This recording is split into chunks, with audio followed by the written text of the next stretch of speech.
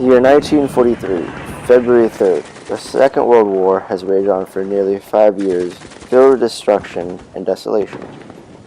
Whole cities and parts of countries were in ruin, but the battle still continued on.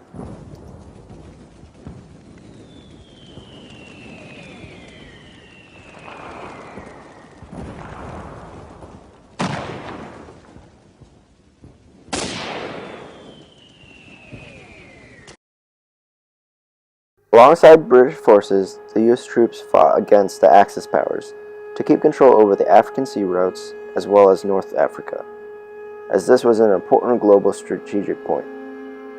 This is around the time the author wrote his letter. In a statement he had made in the letter, he talks about one of the towns near where he was stationed at that was under British control. There he had gone to see a motion picture film set up by the British. Speculation from that leads to the idea that the author was one of these soldiers who were sent over to the North African continent to aid the British in their efforts of defending the area. In the second line of the letter, he speaks of how this was the first motion picture film he had seen since March, and that he had seen it once before in the States 3 years ago.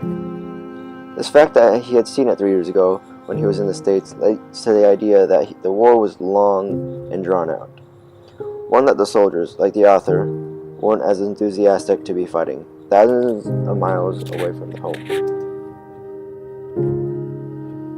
The author's words show an underlying meaning, one of homesickness and longing to go back to the States. The words speak out to your audience in a gloomy tone filled with nostalgia. These soldiers, like the author, had fought many long hard battles in the war.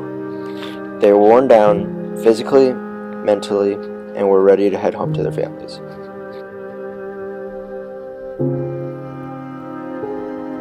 In his letter, he used the rhetorical tool of pathos, much to his advantage. He drew on the audience's ability to relate to his feelings and used messages sewn in between the lines, so they too could understand his longing to go home.